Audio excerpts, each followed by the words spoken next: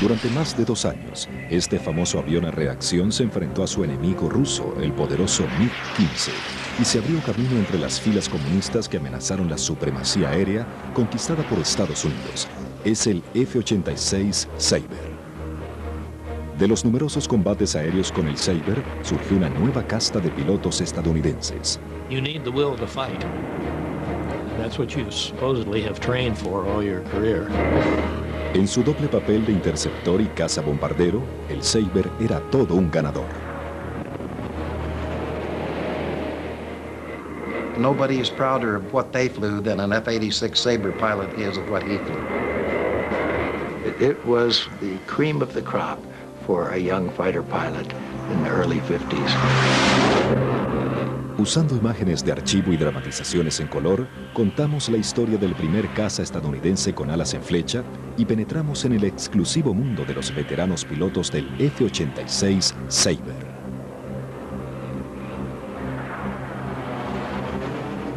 El F-86. Para el final de la Segunda Guerra Mundial, los aliados contaban con una serie de aviones de combate clásicos.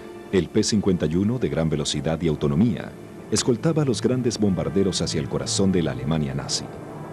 El F-4U Corsair fue un impresionante cazabombardero al que los japoneses apodaron el silbido de la muerte. Y el legendario Spitfire ayudó a la Real Fuerza Aérea en la batalla de Gran Bretaña. Solo los mejores piloteaban estos aviones impulsados por hélice, que pronto fueron sustituidos gracias a una nueva tecnología, el motor a reacción.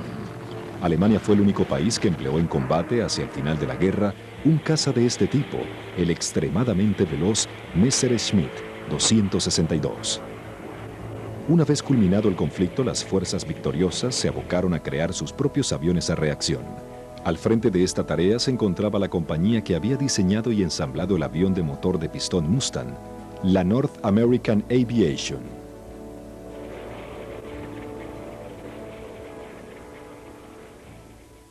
The president of the company was Dutch Kindleberger, a very capable engineer, and also had an understanding of general management and had an influence over the designer, that you not only built an airplane that could perform, but you also had to design it so that you could produce it.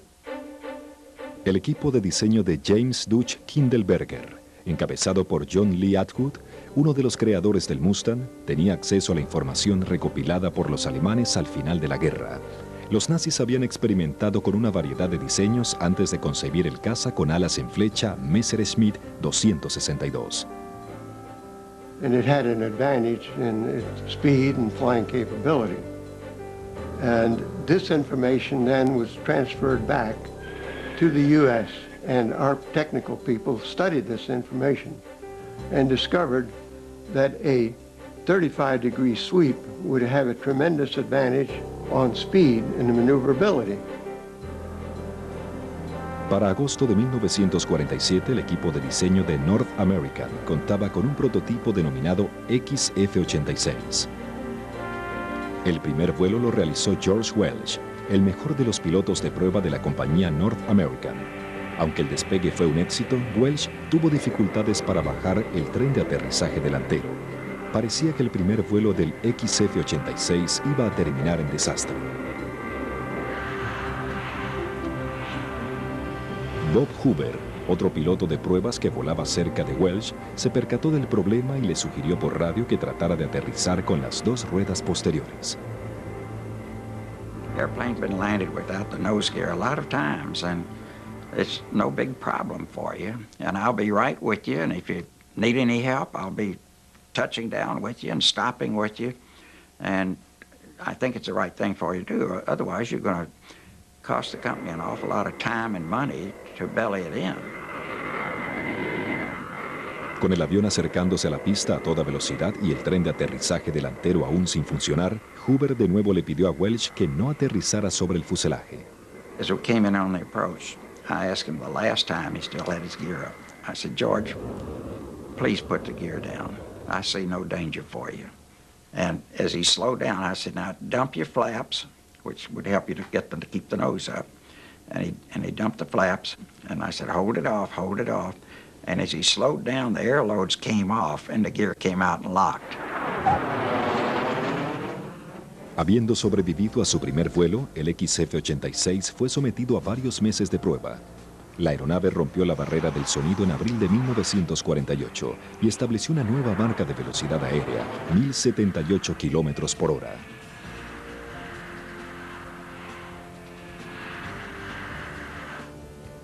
Ahora oficialmente designado como el F-86, el avión a reacción empezó a ser usado por la Fuerza Aérea estadounidense en el segundo trimestre de 1949. En ese momento se le dio también el legendario nombre de Sabre, o Sable en inglés. El Sabre era un triunfo del diseño. Poseía alas en flecha con una inclinación de 35 grados y un fuselaje ovalado. El aire entraba a través de una toma en la nariz y llegaba hasta el motor a reacción, ubicado en la mitad posterior de la aeronave. Everybody in that era wanted to fly the Sabre. You never knew whether you were going to get to because you didn't make those decisions when you were an aviation cadet or a young second lieutenant. When the Sabre F-86 came along, I mean, it was just the epitome of a beautiful airplane that handled just so well, especially in and out of the traffic pattern, and of course it did a very good job. The F-86 was a fine-looking bird. It looked like it was going fast. When you got into it and started flying it, the aircraft itself just handled beautifully. It was sort of like a sports car compared to the rest of it.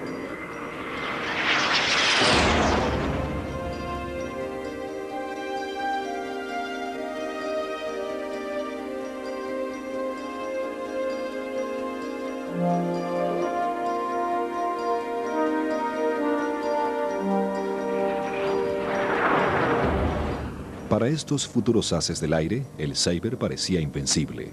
Sin embargo, pronto tuvo que someterse a un bautismo de fuego, cuando sus pilotos tuvieron que enfrentarse a un mortal enemigo en los cielos, sobre el continente asiático.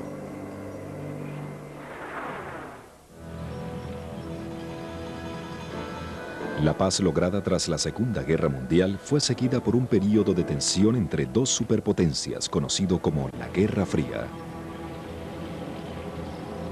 Con la derrota de Japón en 1945, Estados Unidos y la Unión Soviética ocuparon la ex colonia nipona Corea. Usando el paralelo 38 como línea divisoria, los comunistas se establecieron en el norte y los estadounidenses en el sur. Pero luego de varios años de separación, el norte trató de unificar el país empleando la fuerza. En junio de 1950, Corea del Norte atacó a Corea del Sur.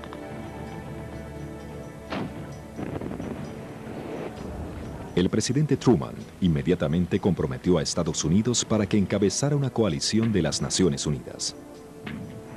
Para noviembre de 1950, las tropas de la ONU hicieron retroceder a los comunistas hasta el río Yalu, que conforma la frontera de Corea del Norte con China. Pero para sorpresa de Occidente, China se involucró en la guerra. Cientos de miles de voluntarios chinos bajaron de las montañas y propinaron una demoledora derrota a las tropas de la ONU.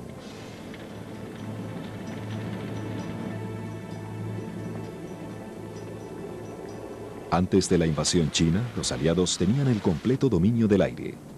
Los bombarderos B-29 estadounidenses sobrevolaban el territorio norcoreano, atacando objetivos enemigos sin miedo a represalias. De pronto comenzó a salir de las bases chinas una nueva y veloz máquina del aire, el MiG-15.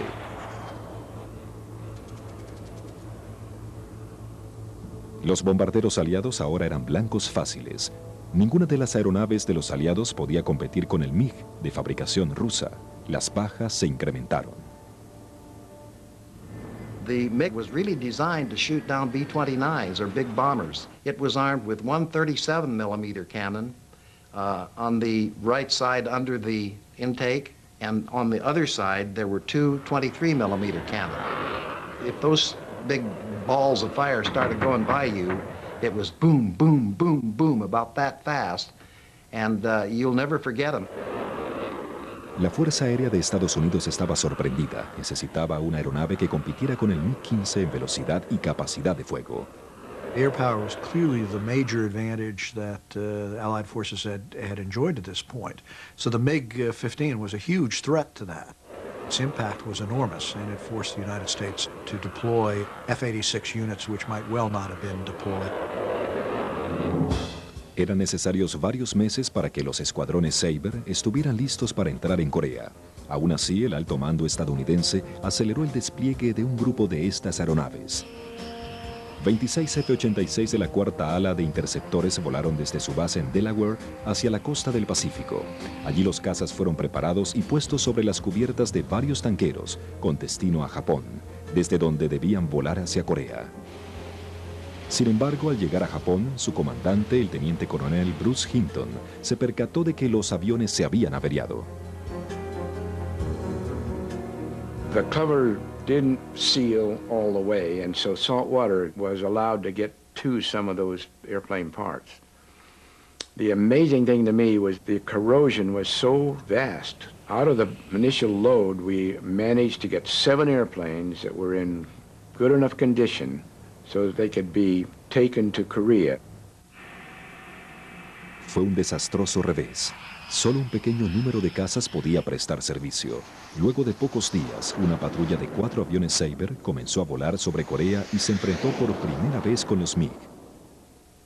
We spotted these 4 airplanes coming toward us at a very impressive high rate of speed. It was unbelievable how fast they seemed to be going compared to all other airplanes we'd been seeing up to then. Los sorprendidos pilotos tomaron acciones evasivas contra la igualmente sorprendida tripulación de los MiG. El líder de los Sabre se ubicó detrás del líder enemigo y abrió fuego. I used almost my entire load of ammunition on him before he finally looked like he was out of control and went on into the ground.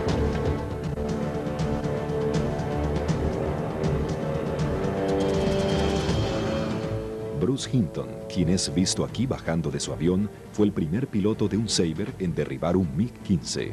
Aún así, no se hacía ilusiones acerca de la capacidad de la aeronave. My first impression then of the MiG was that I was up against something that was really a dynamo of an airplane. El pequeño grupo de cazas Sabre había tenido suerte.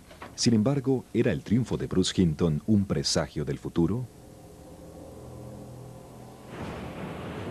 En tierra, las fuerzas de la ONU contuvieron el avance chino y en una sangrienta batalla retomaron Seúl, la capital de Corea del Sur.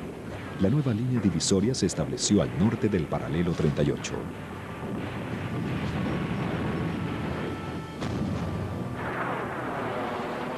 La mayoría de los Sabre llegó a Corea a principios de 1951. I almost cried when World War II ended because I was 16 and was afraid I wouldn't get to fly combat.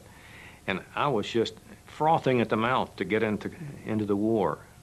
I got my choice out of flight school of assignments, and I volunteered for F-86s in Korea.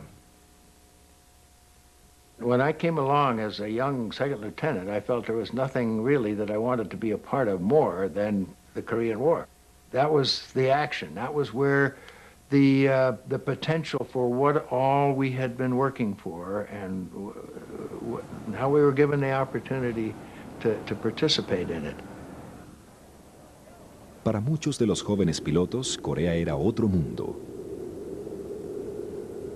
It was extremely cold. From Alabama, I had never felt cold like that. But the stench was just awful. And everywhere you looked, there were destroyed buildings. So the war was immediately visible to you. And the stench of sewage was everywhere. Finalmente se asignaron 2 alas de cazas interceptores Sabre a Corea, la cuarta con base en Gimpo y la 51ª en Suwon. Cada ala tenía 3 escuadrones. Se necesitaban más de 200 hombres para mantener y volar un escuadrón de 25 aviones Sabre. El periodo de servicio en Corea, transcurrido principalmente en la base, era de 12 meses o 100 misiones, en el caso de los pilotos. Our quarters were up on a hill that overlooked Kempo Air Base, K-14, and It was an old Japanese fighter base, and we lived in Japanese barracks. We had a common latrine for the area, and then the officers' club, actually it was the officers' open mess. It was called Swig Alley. We had movies every night. The movie screen was on a downhill slope overlooking Kempo Air Base, and at night we'd watch movies and watch the artillery going off on the front lines. That's how close we were. La llegada del F-86 Sabre le dio a la Fuerza Aérea un arma formidable contra los MiG. Aunque estaba superado numéricamente, el primer caza con alas en flecha estadounidense estaba por librar la primera guerra aérea de la historia con aviones a reacción.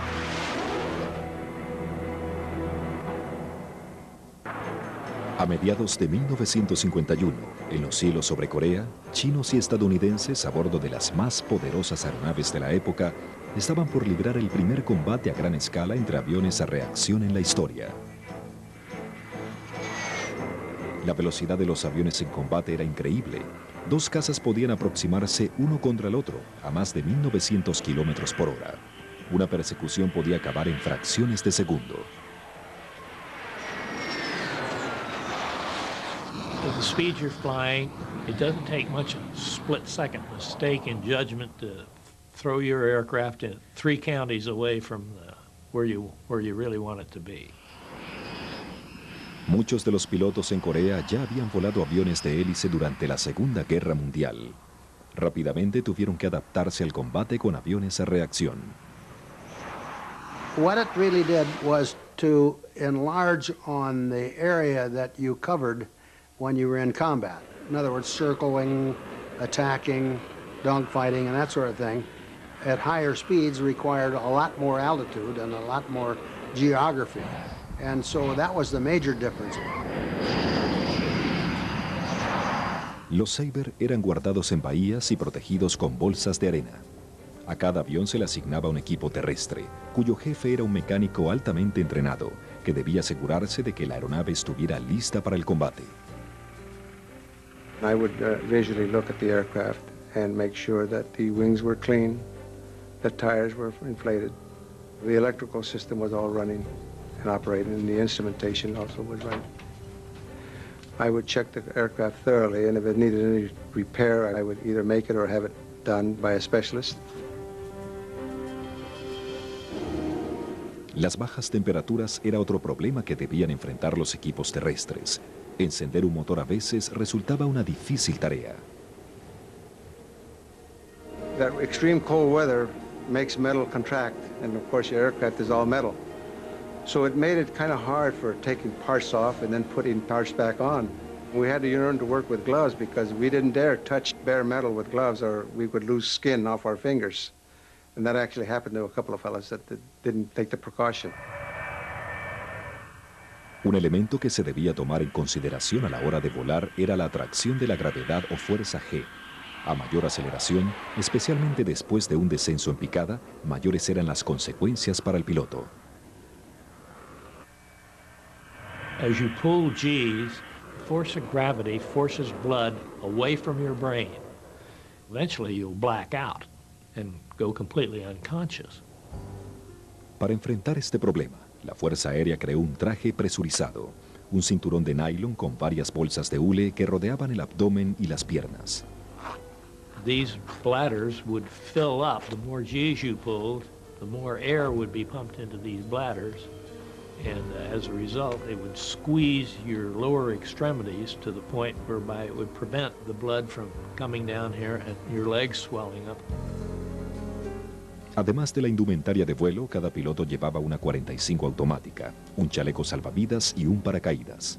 When we flew with those things on, with all this equipment inside, the first thing you noticed was when you got in the cockpit and you had to be assisted in, the crew chief, before you taxied out, had to reach across you and push the gunfire circuit breaker.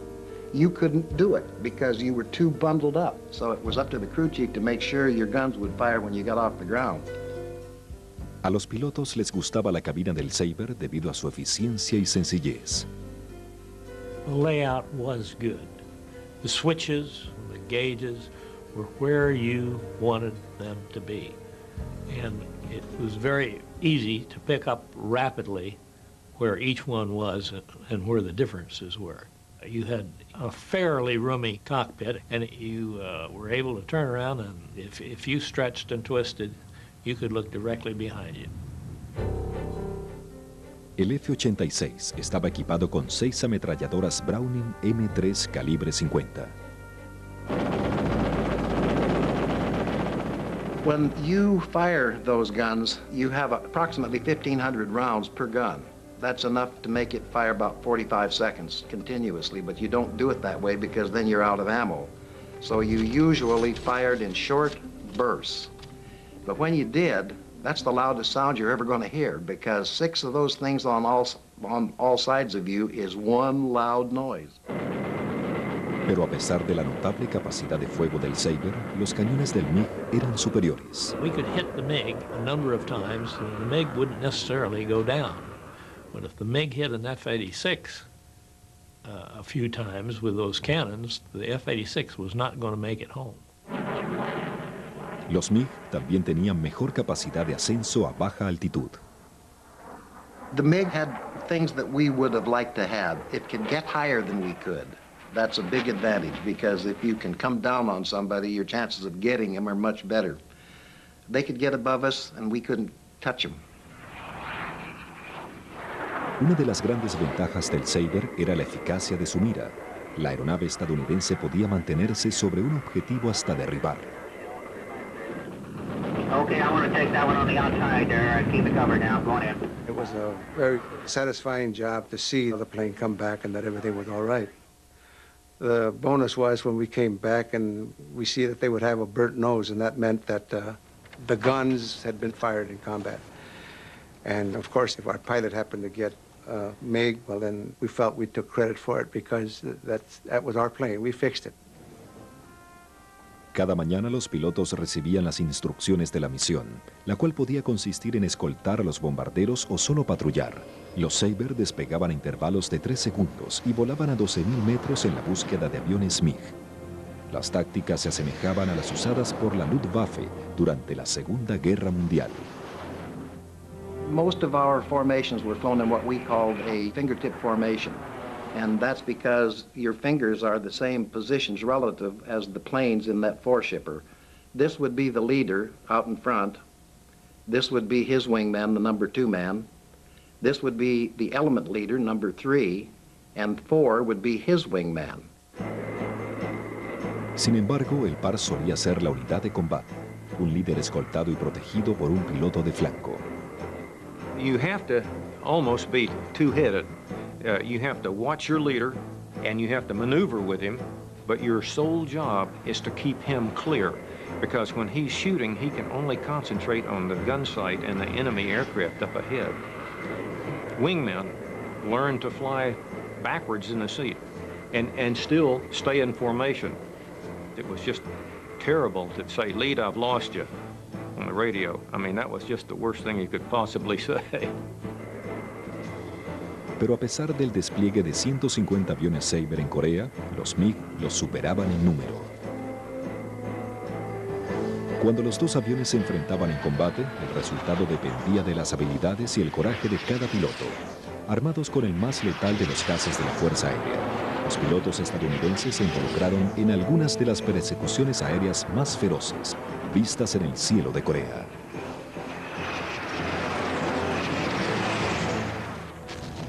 En sus inicios, la Guerra de Corea fue una amarga lucha por la supervivencia. 6 meses después devino en un conflicto para contener la expansión comunista en Asia. Muchos en la milicia se sentían maniatados en relación con el conflicto, pues creían que las normas de enfrentamiento les impedían tomar acciones que dieran como resultado una victoria definitiva. La guerra aérea se libró principalmente sobre Corea del Norte. Los MiG despegaban de bases como Antun, a lo largo de la frontera con China. El área que patrullaban en búsqueda de bombarderos estadounidenses era conocida como el Callejón de los MiG. Allí se producían los combates.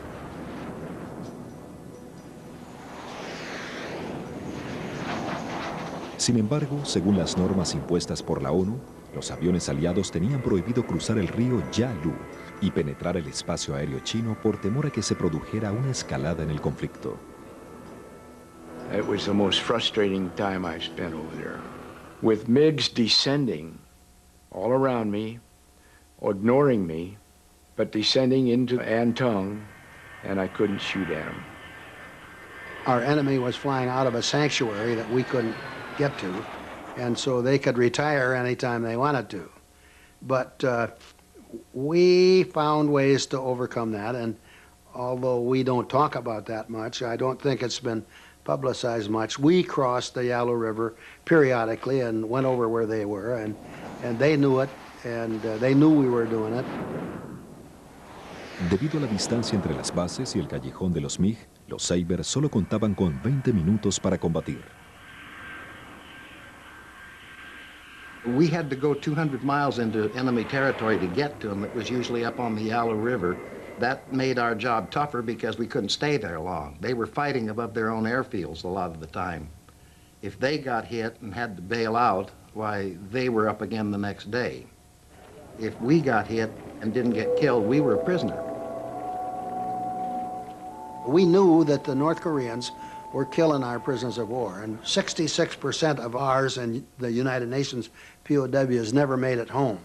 So we knew that it was a big, big danger. La prioridad de los interceptores F-86 era localizar y destruir aviones MiG, no atacar objetivos en tierra, pero en ocasiones se rompía esta norma.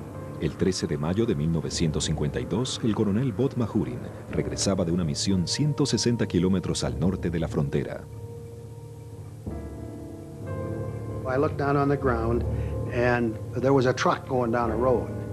And I thought, well, I'll just go knock that truck off and go home, and I'll have this keen story to tell the guys at the bar when I get back home.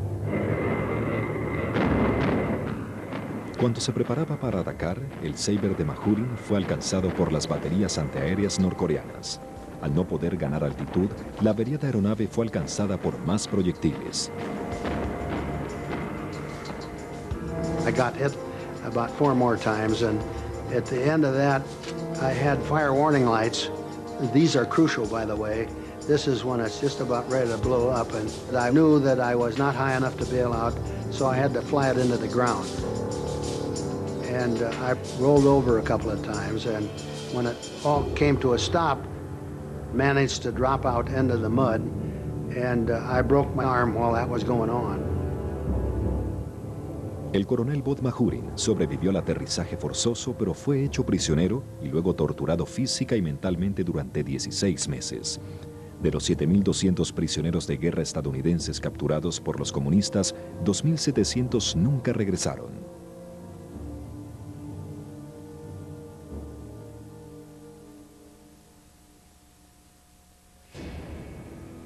Aunque oficialmente la Unión Soviética no intervino en el conflicto de Corea, había pilotos rusos realizando vuelos y entrenando aviadores chinos. No obstante, para evitar que la guerra se tornara en un conflicto nuclear, la ONU nunca admitió públicamente que sabía de la participación de los pilotos soviéticos en los combates aéreos.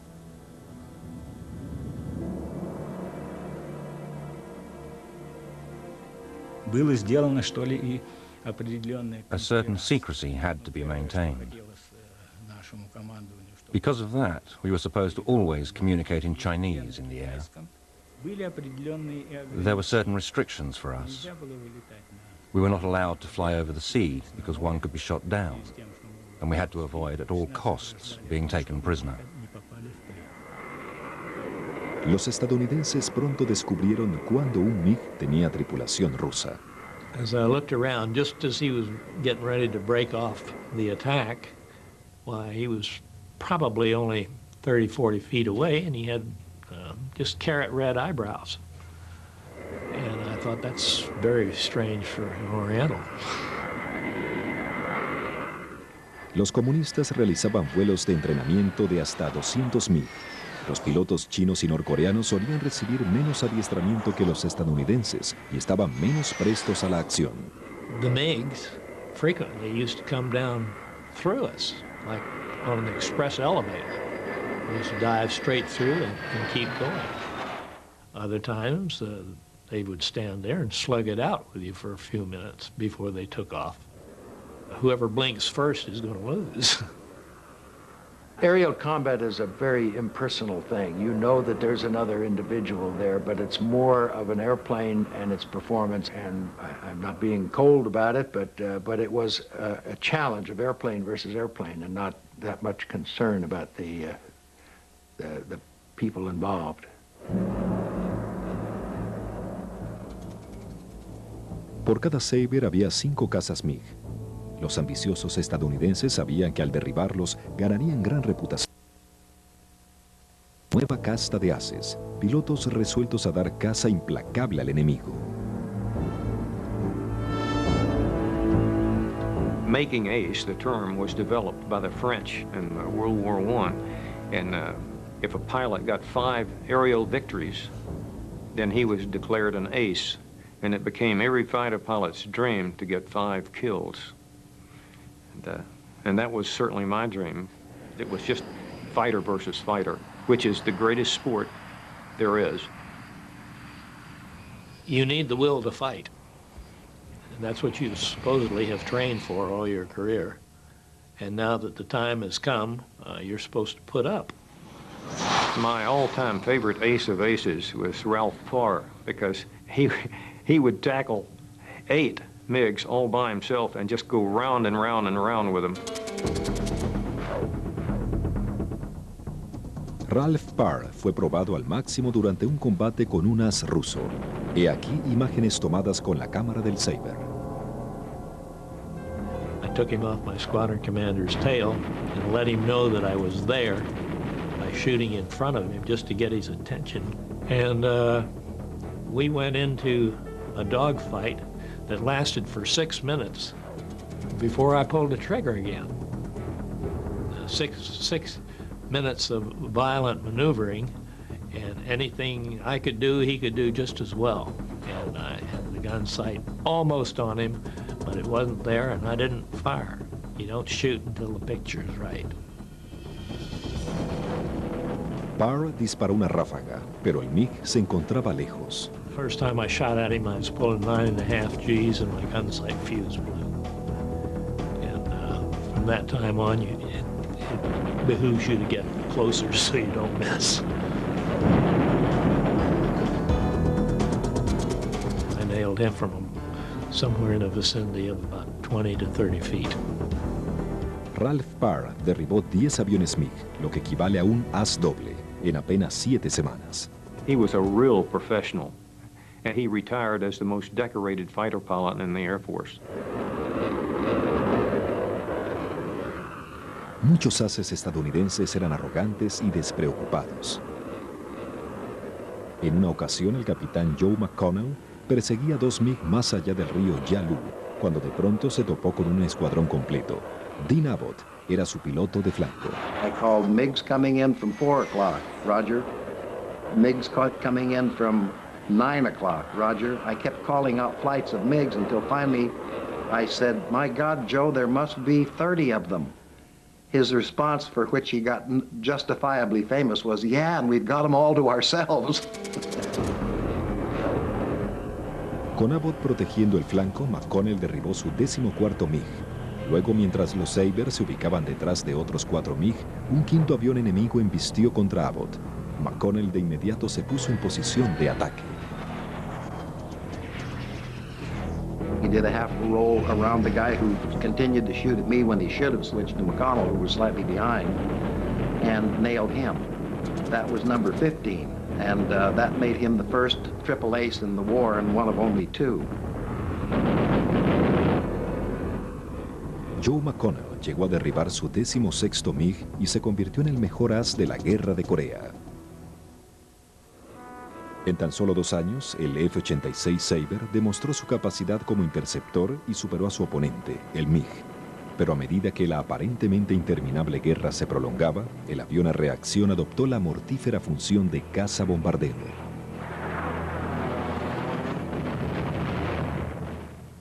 La Guerra de Corea, la capacidad de las tropas terrestres para solicitar caza-bombarderos como apoyo fue crucial. La Fuerza Aérea había estado usando cazas F-80 y F-84 para realizar vuelos de apoyo a baja altura, pero la velocidad y maniobrabilidad del Sabre lo hacían perfecto para fungir de caza bombardero. It was a tremendous fighter bomber. The real advantage we had with the 86 was that we could go anywhere we wanted, drop the bombs, and we could engage the MiGs and be fully capable of handling both roles. En abril de 1953 se incluyeron varios Sabre Mark F en los grupos de caza bombarderos octavo y 18º. El nuevo motor le permitía a la aeronave igualar la rata de ascenso del MiG hasta los 16.000 metros. Los pilotos fueron entrenados para volar a baja altura. Algunos incluso dejaron los grupos de interceptores y se unieron a los nuevos cazabombarderos. The interceptor guys, if they get MiGs, get the glory. But the real fun in flying that airplane was to hit targets on the ground. And it was a good airplane for that role, too. Entre tanto, en California, Bob Hoover, el galardonado piloto de pruebas de North American Aviation, había estado experimentando una nueva técnica de bombardeo con el F-86F, cuando fue solicitado por la Fuerza Aérea. The general said, I understand you're doing some very successful bombing with the airplane. And I said, yes, I think we've got a technique that I can drop 10 or 15 bombs right on the target anytime you wish me to. So he watched me just pick them off one after the other right into the target. And he said, get your bags packed. He said, you're going out to Korea right now.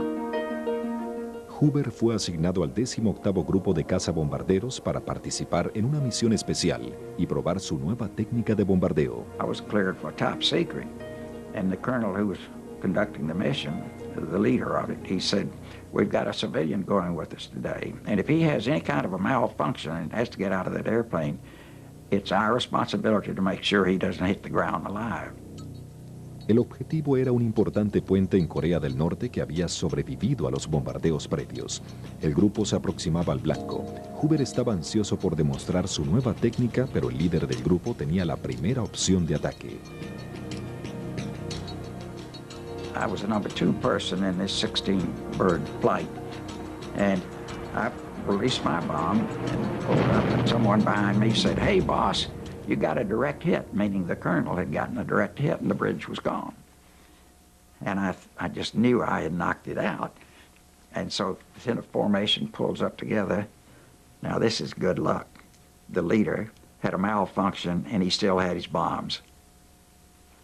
Now, you know, nobody would ever believe that that technique really worked had that not been so lucky for me. Durante la primavera de 1953, las fuerzas comunistas comenzaron a planear ataques importantes con el fin de fortalecer su posición en las conversaciones de paz con las Naciones Unidas en Panmunjom. En una serie de ataques, los Sabre aprovecharon su velocidad y precisión para destruir trenes de municiones y depósitos de armas, y con ello evitar la ofensiva comunista. We could commence or dive at 30,000 feet. In about 20,000 feet, you could identify your target, and you go all the way in. You drop your bombs, the bomb goes off before they hear the noise of the aircraft. Regresando de una misión a baja altura sobre territorio enemigo, Dick Harper, piloto de la 18ª ala y veterano de la Segunda Guerra Mundial, de pronto sintió un golpe seco del fuego antiaéreo contra su avión. En cuestión de segundos, el compresor estalló y el motor se detuvo. Harper se dispuso a planear la aeronave hacia el mar y envió una señal de auxilio al resto del grupo. Harry Evans called me and said I was on fire. D, you better get out of that airplane. He said, you look like a Roman candle. About that time, nobody had to tell me any longer, but the second explosion took place and blew the bottom of the airplane away, part of the wings. I could now see the fire roots and smoke coming into the cockpit. Harper se eyectó a baja altura y activó su paracaídas antes de tocar tierra. A pesar de que se rompió varias costillas y se lesionó la columna, logró refugiarse detrás de una roca. If you've never been missing in action, you never know the feeling or the full understanding of the word lonely. When you've lost your machine, you find yourself hundreds of miles from home in enemy territory, people willing to kill you, and you've never been there before. Well, there was a loneliness there and a depth of desperation that few people ever understand. Harper oyó el helicóptero de rescate a lo lejos y suspiró de alivio hasta que vio a 2 soldados chinos que se dirigían hacia él. I knew I couldn't win the war with a .45 pistol against the Chinese army, but I knew within the immediate area there was a helicopter. And I figured if I could control that area for 10 minutes with a Mach 45 and get them in there, that would save me a long, long stay up at prison camps up in North Korea. So I made the gamble and I shot the 2 Chinese. Harper fue rescatado minutos después, se recuperó de las heridas y continuó volando con la Fuerza Aérea. En junio de 1953, las conversaciones en Panmunjom condujeron a la firma de un cese al fuego. Para los pilotos y soldados en Corea fue un alivio. 54.000 estadounidenses habían muerto en combate. Los chinos perdieron centenares de miles de soldados y los coreanos más de 1 millón de personas.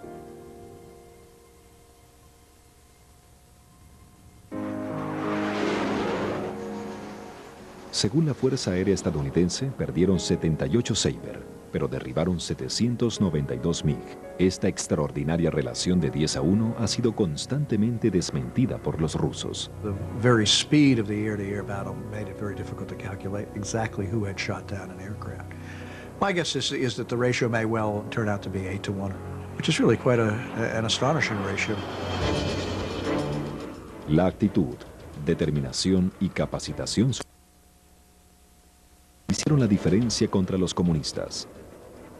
I just felt I was very privileged to be able to work on our aircraft. I have a sense of pride of being with the very best I thought the Air Force could produce, both in airplanes and men. The Sabre was a remarkably forgiving airplane.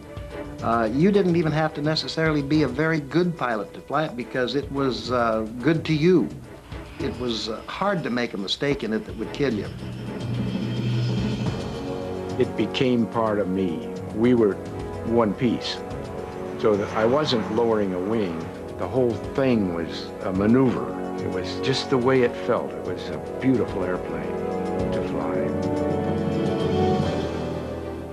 Durante 2 años, el F-86 se enfrentó a un mortal enemigo en los cielos sobre Corea, donde superó y contuvo al MiG.